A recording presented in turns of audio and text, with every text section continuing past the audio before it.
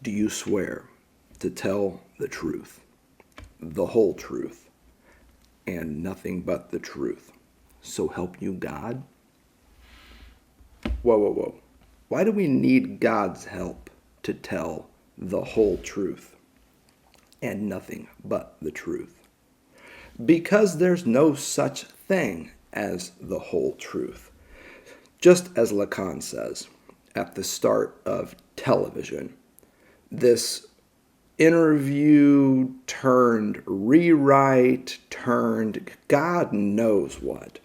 The version we're looking at is the standard English translation, which is based on the French rewrite that Lacan either performed himself or at least approved of.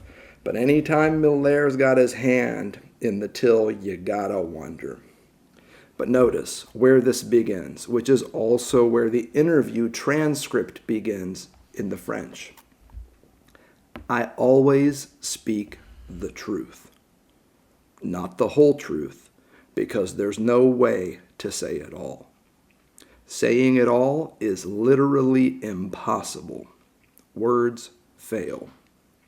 Yet it's through this very impossibility that the truth holds on to the real. Opening paragraph of television. It's also precisely where we begin.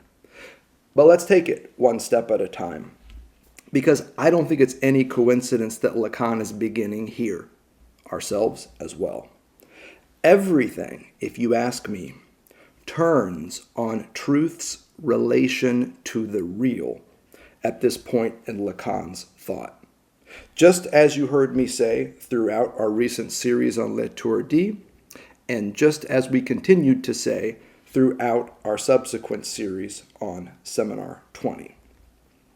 So let's start first with the truth.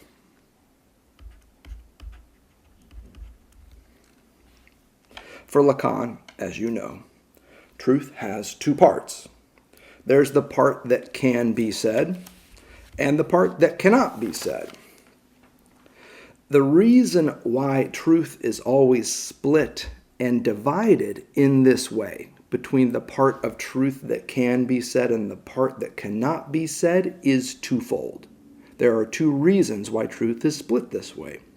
First and foremost, there is the infinite complexity of lived experience. Everything you've seen, heard, smoked, felt, smelled, thought, said, eaten, excreted, and so on since you woke up today. Tell me the truth, the whole truth, and nothing but the truth about this lived experience since you woke up. You couldn't list it all if you tried. Neither could I. Second reason why truth is split. It ain't just about complexity, my friends. It's also fundamentally about time. It would take longer than your remaining years of life to say it all. And remember, we're just talking about what you've been up to since you woke up today. Try telling me the truth, the whole truth, and nothing about the truth. Oops, regarding your life. There's a phrase here that accompanies this impossibility. And I think we could sum it up readily with some but not all. I write it on the blackboard here so you can see it.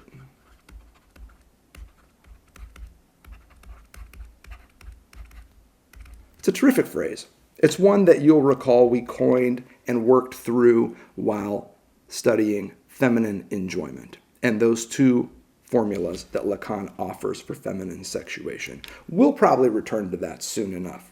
But for now, just have it in mind. Some but not all. This is our relation to truth-telling. You can tell some of it, but you can't tell all of it. Truth, hear me now, like feminine enjoyment, has the operational logic of a some but not all. Saying some of the truth, don't get it twisted, it's possible. But saying it all, as Lacan rightly claims, is literally impossible. This is where television begins. But we can add to truth, because he didn't have to begin with truth. Let's talk about love. The same can be said of love, as is so often shown in love letters. And I mean good love letters, not the bullshit that traffics around Valentine's Day and special events. I'm talking about the good love letters. And they always go something like this, as I'm sure you've heard me say before. Words fail as I try to express the depths of my love for you. We can never say it all to our beloved.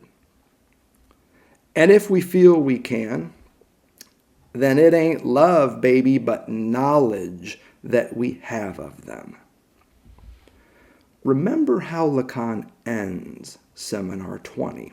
It's the final sentence. To know what your partner will do is not a proof of love.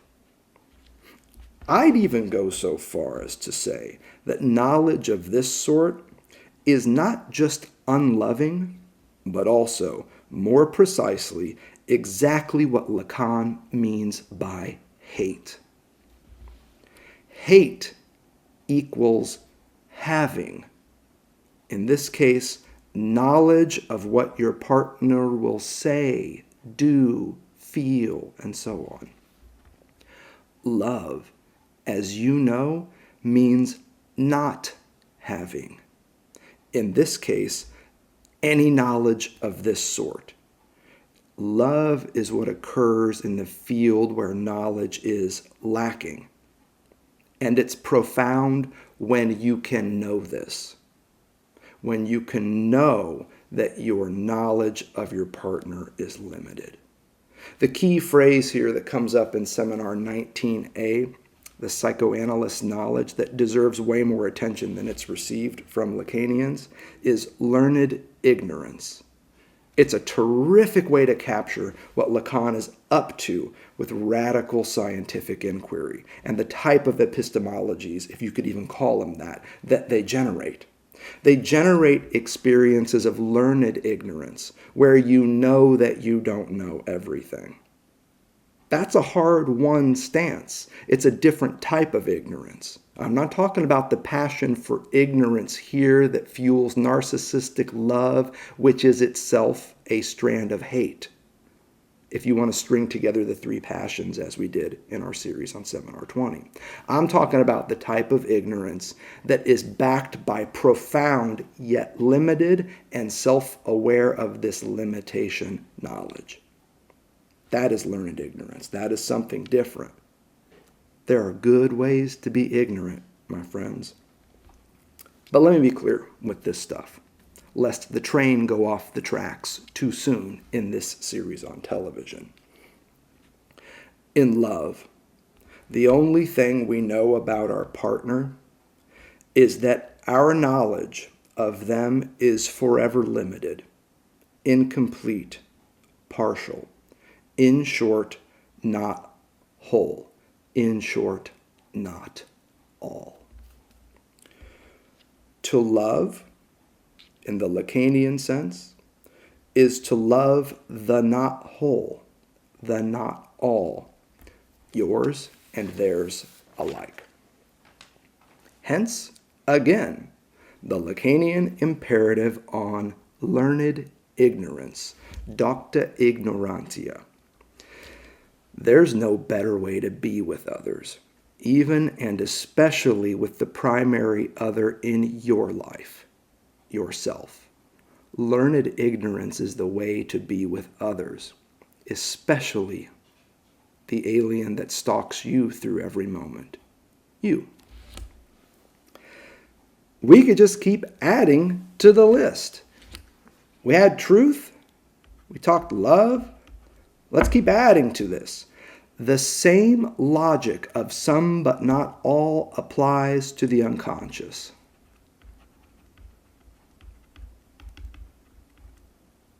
So we add it to the list. It's on the blackboard. Some, but not all, of one's unconscious truth can be said, and by extension, deciphered. And that's exactly what the symptom is, you'll recall. It's the part of unconscious truth that can be said and deciphered. Beyond any given symptom, there is always more unconscious truth than can be said. And beyond all the symptomatic statements of your life, just imagine if you had time to list them all. There will still be more unconscious truth than you could have ever said. We're on a roll, so let's just keep adding to this. This logic, a Lacanian logic of the some but not all, it also applies to language use more broadly. So we add it to the list. Beyond any given language, there is always a far more vast field of la language, which is a fun way to translate la langue. Beyond any given language, there is a far vaster field of la langue. Now, what the hell is la langue? Well, tune into our series on Seminar 20 just before this, and you'll get a pretty good sense of it. Let me try and summarize it here for our purposes. It ain't about words. It ain't about phrases. Instead, it's about their sounds when spoken. La langue is about the sounds of words or phrases when spoken. It's about the acoustic level of language use. It's about what social scientists call paralanguage, not lexical content, but vocalic contour. The voice at work here. We're talking about vocalics. La langue, this vast impregnable field beyond language, it allows for wild amounts of homophony, words that sound the same. And beyond that, even wilder fields of polysemy, many meanings. Right? Right. Now, on the page, right and right are clearly distinct, but not when you hear me say them, just like I did. Right? Right. R-I-G-H-T. W-R-I-T-E. Look them up in the dictionary. You won't find them defined on the same page. Trust me. I don't know. I mean, your dictionary may be super fucked up and you ripped a bunch of pages out. But look, you'd have to rip out 4 more letters in that dictionary. Between R and W, there are 4 more letters. And all the words that begin with them, there are S words, T words, U words, and V words.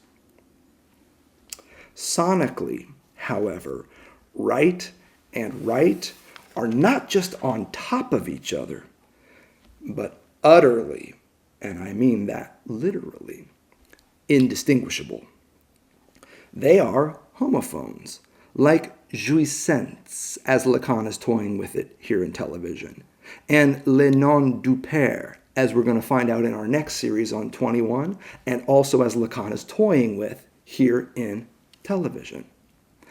They are homophones, and their homophony exceeds their dictionary definitions, blasting an enormous sonic vocalic wormhole through the dictionary itself. It's a wormhole coursing with disparate heteroclite meaning. Now we're on the trail of la langue. You can't see this shit in your dictionary. This wormhole doesn't show up. You can't see the secret affinity between right and right in the dictionary. Relative to the dictionary, which is quiet as hell, this course of meaning remains unconscious. It remains what Lacan on page 9 of our version of television calls the cipher of meaning. That is la langue for you, well beyond any specific language. So what then is language for Lacan? Let's just cut right to the chase. But you know what? We've been there before. It's straight out of Seminar 20 and straight out of our series on Seminar 20. Language is, simply put, what we try to know about Lacan. It is an enunciated knowledge, as Lacan puts it, in which, hear me, some but not all Lacan can be captured, commodified, crystallized, linguistified. That's language. It's a field of enunciated knowledge in which some but not all Lacan can be figured. This is what Lacan means in Seminar 20 when he says that language is knowledge's harebrained lucubration about Lacan. It's on page 139 of the Standard English. You can check it out. And remember what we worked through around this lucubration. It's from the Latin lucubrare, which means to study by candlelight. Those San Francisco nights. You could have had it all. Notice what happens, though. When you're fucking around at night with a candle, most of your surroundings remain shrouded in darkness. Lucubrare is a limited way of seeing. You can only see so much of the room, much less the world around you, with a single candle. You see? That's language. Language is a candle in the midst of the vast, impregnable darkness known as Lacan. Just ask your dictionary. This is also, I believe, why Lacan, at the start of television, says the discipline of linguistics, in its effort to know something about language, amounts to linguistery. It's a pretty decent translation. It's on page 5 of our English. Linguistics, in its effort to know something about language, which is itself just an attenuated, limited capture of Lacan, it amounts to linguistery. Its knowledge of language is simply limited to such an extent that it more closely resembles ignorance, I would say, by the sheer fact that language itself is only ever a limited and wildly incomplete representation of Lacan.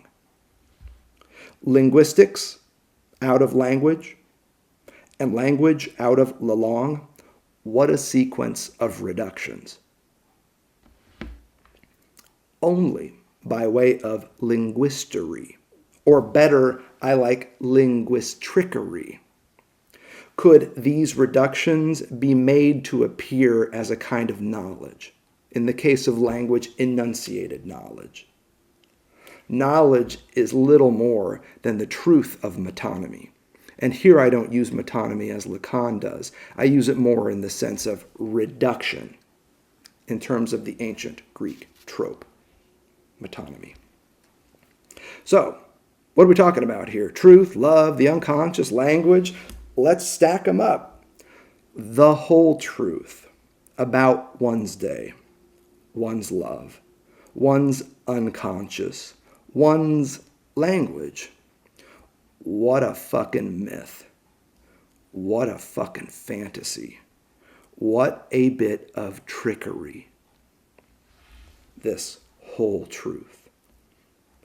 Just add the soul, as Lacan does on page 6 of television, as the fantastical sum of the body's functions, and beyond it, the world, as Lacan continues. And you've got the first 2 sections of television down. Congratulations, you've read the first 2 sections of television. Hell yeah. Let's see if we can move this towards a bit of a conclusion. But you know how conclusions go. Once you get started on them, they in turn need a conclusion of their own. Love, truth, language, the soul, the world, the cosmos, the so-called universe, always run the etymology on that one. All are mired in the same fundamental fantasy. that of the one. The whole truth, all of my love, the complete English dictionary, your soul, my soul, our world in the cosmos, in the universe, all are premised on the false yet oh so tempting belief that oneness exists. The math here is simple, and it's fuzzy in the worst way. 1 plus 1 equals 1. So what I would say is, on the other side of the sum but not all that you see on your screen, we can write another phrase that captures this temptation to oneness in each of these areas where in fact we encounter multiplicity. We could call it oneness exists. We could call it the fantasy of the one. I just think that we can be simple and just say there is oneness. So you have two options here when it comes to truth, love, the unconscious, and language. The Lacanian stance is that of a sum but not all. In each of these arenas, we see a sum but not all logic from a Lacanian point of view. But there's this temptation in each of these arenas to squash all of the resulting multiplicity and to look for figures of oneness, the whole truth, all of my love. What else, my friends, is the sexual relationship? The one, that doesn't exist, but we like to pretend that it does and that all of our relationships are somehow falling short of this oneness that we should make when we complete each other in love, in narcissistic love, as we defined it in our last series. The sexual rapport is the belief that there can be oneness in the field of love, in the field of eros, in the field of philia. Name your Greek word for love, and oneness is what we see as the basic fundamental fantasy. And how about in those interminable analyses that seem to be so common now in the digital age of therapy? Every week, the analysand shows up with another symptom, another dream, more to analyze, another deciphering, one right after the other. Someday, if we just continue this therapy for another decade or two, I will have revealed my unconscious. This is the basic myth of psychoanalysis that has to be overturned. It is not in keeping with the Delphic maxim to know thyself. Knowing thyself is the beginning of analysis. It is not where that shit ends. If know thyself is the beginning of analysis that peaks in the hystericization of the analysand, chopping up their symptoms week after week, the end would be something a little bit different. Not knowing yourself, but arriving at a state of learned ignorance relative to one's self. You might want to call it subjective destitution or some other fancy $20 shit. I prefer just this idea of learning the limits of one's knowledge. There will always be more to your unconscious than can be deciphered, no matter how many decades of decipherings you engage in. This is why the end of analysis is such a tricky thing. Because once you get the ball of hysteria rolling, it's tough to slow that shit down. But in the field of the unconscious, there's this belief that if we just say it again, say it better over and over again, that somehow all of the unconscious will be revealed. And thus, poof, enlightenment of some generic stupid sort, where all is known. Note the fantasy here. This is the fantasy of the subject who does know and knows all. You want to be the big other? You want to make it exist? Now all you need is a pervert to help you. But I didn't come here to talk to you about that. We can round out this point just with language. This belief that somehow, some way, there would ever be like a complete language, a language that could encompass all human feeling and get it all ready to be expressed. What a bunch of nonsense. It's been tried. It's been tried. I forget how many hundreds of words they tried to get it down to. The hundreds of basic words to create a universal language. There's that word again, universal. From the Latin to turn into one. There is oneness, but only at the level of fabrication. We make one. We turn things into one. It doesn't mean they are one. It means we fabricate a mirage of oneness. So those are your two options. Some but not all gives you a field of multiplicity, and we can write it just like that. Some but not all is a multiplicitous way of thinking.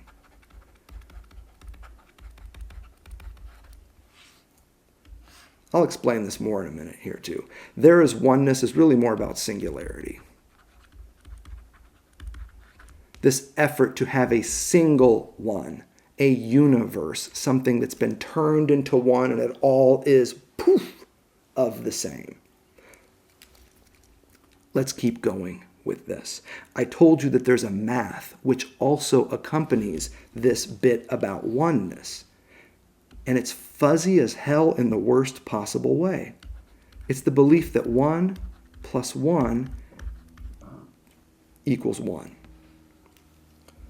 Let's add the big other, the universe of discourse, the so-called sexual rapport. All their fuzzy math is the same. Whether you're fantasizing about the big other, the universe of discourse, or that much vaunted sexual relationship, your math is fuzzy and fucked up in the same way because it believes that 1 plus 1 equals 1, that you plus me in love equals us, equals we, equals 1. This is why Lacan, if you read him carefully, never seems to tire of telling us that none of that shit exists. There is no such thing as the big other. The big other does not exist. There's no such thing as the universe of discourse. The universe of discourse does not exist. And that sexual rapport, do I need to say it? There is no such thing as a sexual rapport. The sexual rapport does not exist. There's simply no such thing as the big other, the universe of discourse, the sexual rapport in existence anywhere. You can think it, but that don't make that shit exist. 1 plus 1 for Lacan never equals 1. But nor does it equal 2. For Lacan, and I've been saying this for years now, 1 plus 1 equals, wait for it, 3. At least 3. So let's add that to our sum but not all. 1 plus 1 on this side equals 3. Now you got a sense of what we're getting into here. There's you, there's me, and then there's this thing between us, this differential relation, an irreducible difference. That's the very thing which allows for you and me, a multiplicity of speaking beings, mind you, to exist in the first place. And the secret here is ever after as well.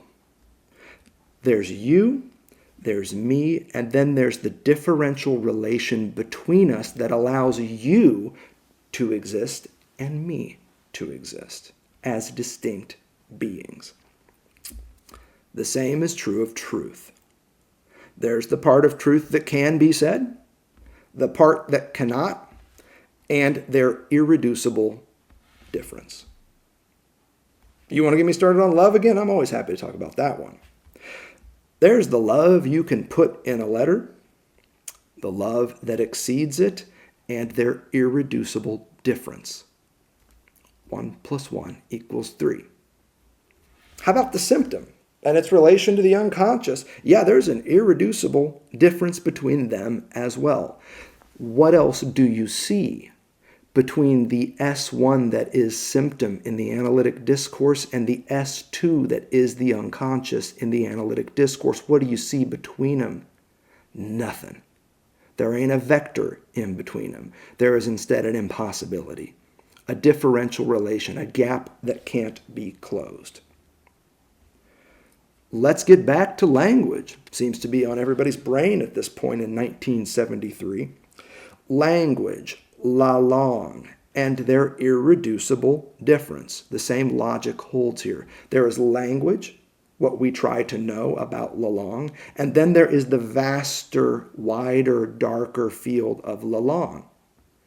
And then there is this third element, the differential relation between those two. Language, la langue, and their differential relation. In each of these cases, we see 3 variables, not 2, and certainly not 1, which is why I write on the board in front of you, 1 + 1 = 3. Sure as fuck ain't 2, but I'll be damned if it's 1. This, if you ask me, is fuzzy math of the best kind. 1 + 1 = 3. And I'll tell you, you would need God's help to convince me otherwise. So let me ask you, how do we mark this third variable, that differential relation between the other two? For a long time, I've told you that this is the basic algebraic function of that little a of Lacan's. Objet A for Lacan, for a long time, really almost up until this point in his thought, it has marked a gap, a cut, a fissure, an opening, a lack between entities or events, without which none of them would be discernible. That is the key point here. If you were to remove that third variable, that third element, that gap or difference between the two, you wouldn't have the two. You'd have none of it. What this little a marks, in short, is an impasse. It's a gap that can't be spanned, a cut that can't be closed, a fissure that can't be sealed, an opening that can't be shut. It's a hole that can't be plugged. In short, it's a lack that can't be offset. Which is why that's all we ever try to do in damn near every area of our lives. We try to span gaps, heal cuts, seal fissures, close openings, plug holes, and offset lacks. That's what we do. Surplus enjoyment? Anyone? Oh, yes, I'll have 3, thank you. Keep them coming. But here's the deal. No matter how hard we try to remove these irreducible differences, we come up short. Our efforts, and all the more so when they occur in discourse, inevitably let us down. Indeed, as Lacan puts it in that key passage at the start of television, words fail. At issue here is a certain experience of impossibility. Truth, love, analysis, language, discourse, selfhood, otherness, the world, the cosmos, the fucking universe. All are fundamentally fields of impossibility, where mirages of oneness, ever given to us as figures of reality, compensate for still unavoidable encounters with the impossible. which is why reality, according to Lacan, is only ever, as he puts it on page 6 of our translation, a grimace of the real. But don't get it twisted.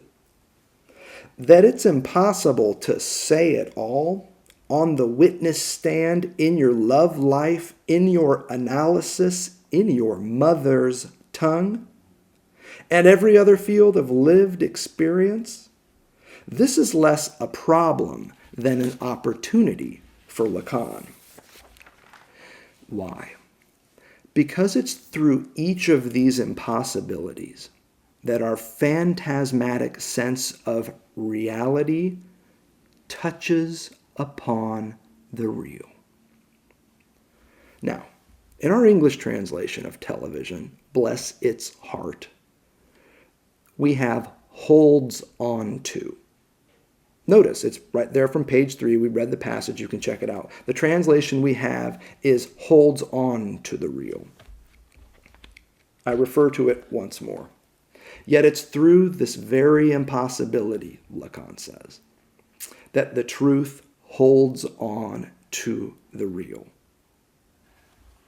I don't like holds on. Holds on doesn't work here. It doesn't capture what indeed our boy is saying. Holds on is close, but the French is way more precise. Touche, touche. It means just as it sounds. It ain't about holding on to. It's about touching on. We touch upon the real. You ain't got to hold on shit, but you can touch it. Truth's relation to the real, which I told you is the centerpiece of Lacan's thought at this point in the early 1970s. Truth's relation to the real, they are not the same. Their relation, though, is what he's trying to figure out. Truth's relation to the real is about touch. It's haptic. It's bodily. It's physical. It's as material as hands get. Indeed, as you heard me say in our series on l'étourdi, echoing Lacan, you can feel it. Not emotionally, not even affectively. Both fall short. The feeling in question here, with regard to truth's relation to the real, is that of touch. Like finding a light switch on the wall in the darkness of a room lit by a lone candle. Lucubrare. This, if you ask me, is ultimately what it means to be a speaking being, as Lacan presents it on page 5 of television. It's less about speech than it is about touch. The speaking being is a body that's been touched by language, carved up by language, is how Lacan describes it. Carved up by language into eyes that struggle to see in the dark and hands that nevertheless occasionally find their way to light switches. And between your eyes and hands, the former blinded by reality, which in turn is what allows the latter, mind you, to touch on the real, what do we find? Another differential relation. Another irreducible difference. Another testament, take that witness stand, to what is arguably the fundamental insight of Lacan as a thinker. 1 + 1 = 3. It ain't more complicated than that. Let me see, here at the end of things, if we can add a bit of an axiom for this one. Where two have gathered in the name of the one, there will always be a third, so close you can reach out and touch it. And if you need a citation for that, it's Lacan 1820.